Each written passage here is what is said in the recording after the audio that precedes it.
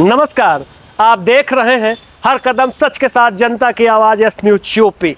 आज दिनांक को मेरी मौजूदगी रायबरेली जनपद के हरचंदपुर विधानसभा क्षेत्र के पूर्व विधायक राकेश प्रताप सिंह जी के साथ है। इनसे बात करने का प्रयास करेंगे और हरचंदपुर विधानसभा क्षेत्र में हो रहे तेजी से विकास कार्यों के बारे में जानने का प्रयास करें। विधायक जी, आपका नमस्कार है एस न्यूज यूपी चैनल। आपका बहुत बहुत धन्यवाद भाई शुक्ला जी। हरचंदपुर जनता के बीच पहुंचते हैं, प्रयास करते हैं और कीचड़ मुक्त करवा देते हैं।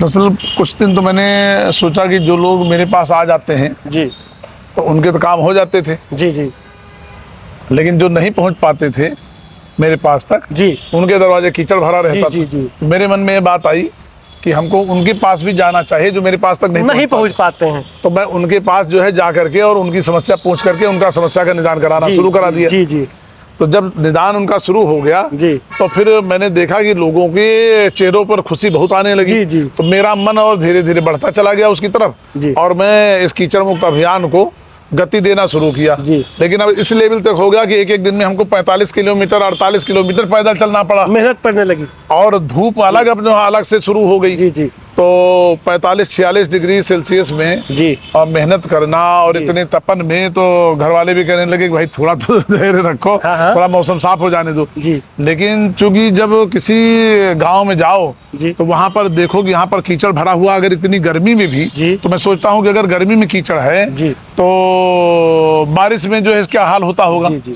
तो वही सोच करके फिर मेरे मन में आता रहा कि भाई जब तक मैं इसको कीचड़ मुक्त नहीं करा दूंगा पूरी विधानसभा को, जी। तो जितने भी एससी और ओबीसी बस्तियां हैं या सामान्य वर्ग की हैं सभी को पूरा कराना पड़ा मुझे। फिर जी, जी, जी। जिस गांव जाता था अगर मान हाँ, लो सब कुछ जहाँ जहाँ कीचड़ है। हाँ, अगर सामान्य वर्ग के यहाँ भी अगर कीचड़ होता तो उसको जी। भी मैं पूरा करा देता था। जी, जी, जी। तो कहीं पर गाँव में कीचड़, जितने गाँव का निरीक्षण हमारा हो चुका जी। है उसमें किसी भी गाँव में कीचड़ आपको दिखाई नहीं पड़ेगा। और जब पूरे बारिश में आप किसी भी गाँव में किसी मोहल्ले में आप चले जाओगे तो आपको कीचड़ कहीं नहीं मिलेगा।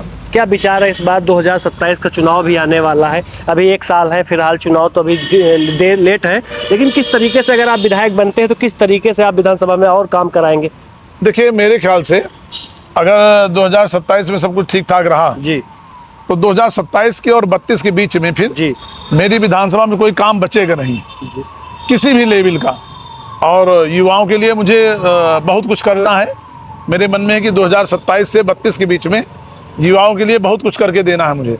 अच्छा, तमाम लोग विधायक जी ये जानना चाहते हैं कि आप किस तरीके से, आप 18 घंटे तो विधानसभा में रहते हैं, हाँ। तो अपने घर का काम किस तरीके से करते होंगे, क्योंकि आपका भी कुछ जरूरी काम रहता होगा घर परिवार का। देखिए, जो व्यक्ति अपने घर का काम करे को राजनीति कर ही नहीं पाएगा। जी, मैं तो 2012-13 से मैंने अपना काम छोड़ ही दिया पूरी तरह से।